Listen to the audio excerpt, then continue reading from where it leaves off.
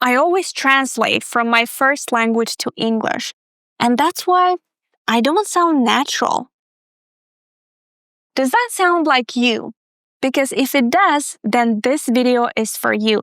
Because today I'll teach you how to stop translating and how to sound natural when you're talking to native speakers. Why do we translate in the first place? The thing is, when we study English, we mostly focus on words, phrasal verbs, idioms, maybe, but we almost always overlook collocations. Meanwhile, according to some research in linguistics, collocations make up to 50% of our speech. Guys, can you imagine 50%? That's a lot. What exactly are the collocations? I'm going to give you 2 examples. I have to more sleep, and I need to a nap. There are 2 verbs missing in these sentences. What are they? That's right. In the first sentence, you would say, I have to get more sleep and I need to take a nap. Guys, have a look. Both sentences are about sleeping.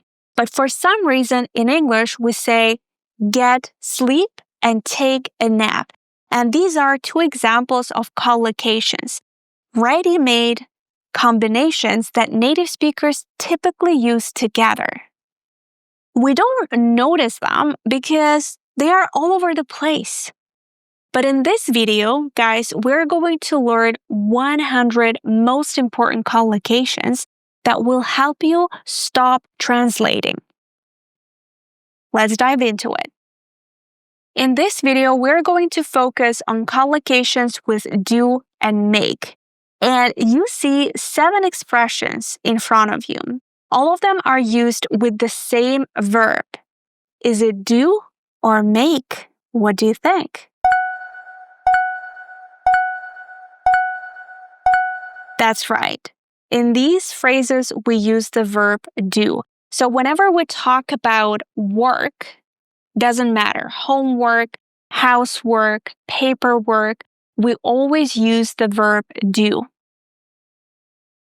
Not only with the word work itself, but with some of the expressions that are related to work. For example, I would say do chores. I hate doing chores, by the way. Or do a job. You're doing a great job. You're watching this video and improving your English. Do business. Business work, those are related things, right? I could say they've been doing business together for 10 years. Do taxes. Every year, I have to do my taxes. I don't like it, but I have to. Do an assignment. I have to do my English assignment or an exercise, right? Those are 2 similar words. A course. I'm doing a course in digital marketing this semester. Do a task. I did all my tasks from my to-do list. Another expression, do research or an experiment. But guys, pay attention. When we use the word research, we don't use an article because the word research is uncountable. Okay, so we cannot say do a research, we say do research. Now let's talk about housework a little more. I'm going to show you a few expressions. You see them in front of you. The question is the same. Would you use the verb do or make? That's right. In these expressions, in these collocations, you would also use the verb do. We say do the cleaning, do the laundry, do the dishes, the ironing, the shopping, do groceries. Pay attention. Almost every expression about household chores has the article the, but with the word groceries, we say do groceries. Moving on. Let's talk about fitness and self-care. Before making this video, I did my hair, I did my makeup, I did my nails. So when we talk about self-care, ladies, we use the verb do. Every evening before going to bed, I do my 7-step skincare routine. So we say do a skincare routine. In the morning, though, I do stretches. Sometimes I do yoga or Pilates. I can do cardio from time to time, but I've never done martial arts and I've never done karate. So guys, as you can see from these examples, when we talk about fitness or sports, very often we use the verb do as well. Moving on, we have a few more collocations with the verb do. For example, you know this one, do a favor. Can you do me a favor and close the window? Or do your best. I'm doing my best. Guys, I'm doing my best with this video. So please smash the subscribe button, like, comment, share. I will really appreciate it. Do the right thing. That's another collocation. Ladies and gentlemen, do the right thing and subscribe to this channel. Do damage. For example, I can say smoking can do serious damage to your health. Do harm. So as you can see, do damage and do harm are two similar expressions, so we use the same verb. I could say this medicine won't do any harm. Don't worry. Now, let's talk about money. Again, I'm going to show you 10 expressions. Your job, that's right, your job is to guess the correct verb. In this case, we would use the verb make. In English, we say make money. Make a profit. The word profit is usually used when we talk about a company. For example, we made a huge profit this year. You can also say make a living. This is a very cool expression that means to earn enough money to support yourself. For example, I make a living by teaching English online. What about you guys? How do you make a living? Let me know in the comments below. Make a fortune. It means to make a lot of money. Make an investment. If you study English, you are making an investment into your future. Make a donation if we talk about charity and everything that is related to kind of like banking, payments, make a payment, make a transaction, make a deposit.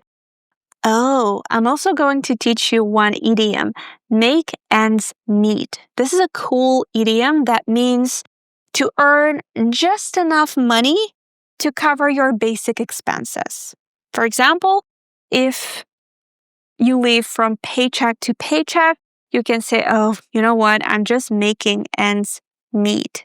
Another important thing for you to remember is that when we talk about food, we also use the verb make. For example, make breakfast, make lunch, make dinner, make a cup of coffee. Can you please make a cup of coffee? Make a salad, make a sandwich, make a cake, all right? So with any dish, you would use the verb make. But you can ask me, hey, Veronica, but why do we say do the cooking, but make, let's say, a sandwich? Isn't it the same thing? So what is the difference exactly between do and make? Well, guys, we use do when we talk about something boring, like performing an action, a task, a routine. And we use make when we talk about something a little more exciting, when we talk about creating something new. For example, when I say do the cooking, I could say, oh, I'm so tired. Can you do the cooking today? I'm talking about something boring, right?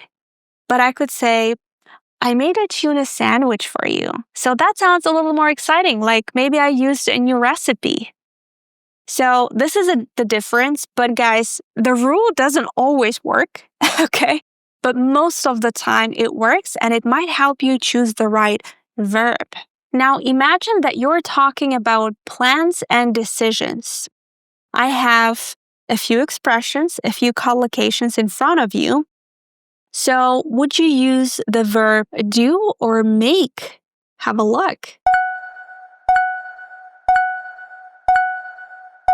With these expressions, when we talk about, again, plans and decisions, we use the verb make. So you would say make a decision, make a commitment, make plans, make a reservation, let's say a restaurant reservation, make an appointment, like a doctor's appointment, or make an arrangement, right? Appointment, arrangement, those are very similar words. Make a schedule, a list, a choice. So as you can see, if you look at all the other expressions, they are all about, the same thing. There is also an idiom, make up your mind. For example, when we go shopping and I can't choose between two things, my husband always tells me, Veronica, please make up your mind. Make an effort, make progress. I'm pretty sure that this video will help you make huge progress in your fluency. Make a discovery, make a breakthrough, make a change. We are moving on to the next part. We're going to talk about collocations related to communication. And in this part, I would like to share a little story. So, a few days ago, we had a Christmas dinner and I invited a bunch of my friends over. And I also have a cat who is a little, chunky. I'm going to show you a little picture here. So one of my friends made an awkward comment about my cat's weight. And it was a little awkward. So then he tried to make a joke about it to soften it, but it really didn't really work. So he decided to leave the room by making an excuse that he needed to make a call. Later, he came back, apologized, and made a promise to think before saying things like that. And then he made a suggestion to go grab some coffee. So we're fine. We're still friends. But if you look at this story, you're going to see a few very important collocations with the verb make, such as make a comment, a joke, make an excuse, make a call, a promise, a suggestion, or an offer, a suggestion, an offer, a proposal. So guys, when you talk about communication, you would use the word make.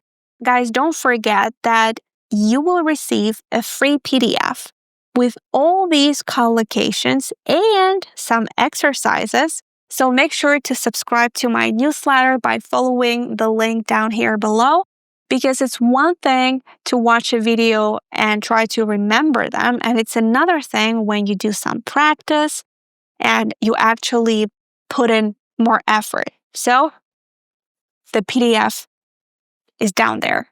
Let's move on. Collocations about mistakes. As you already know, when we talk about mistakes, we also use the verb make. So you would say make a mistake, or an error, make an error, make a mess. My cat always makes a mess. Make noise, make trouble. That's why we say troublemaker, right? And the last thing I want to talk about today is collocations about emotions and reactions. For example, make love, right? We say make love. I think there was this slogan, make love, not war. Make a move. Very often we use this expression in romantic situations. For example, he really likes her, but he's too shy to make a move. So here, make a move means maybe like asking her out, or just talking to her, flirting with her.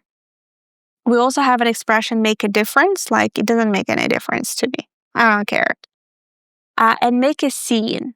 For example, you can say, when she saw her ex with someone else, she made a scene. So today we had a look at over 100 collocations. And guys, I promise, if you remember these collocations, at least like 80% of them, you're going to sound more natural. But please make sure that you practice and that you print out the PDF that is here below. And I'll see you in my next video lesson.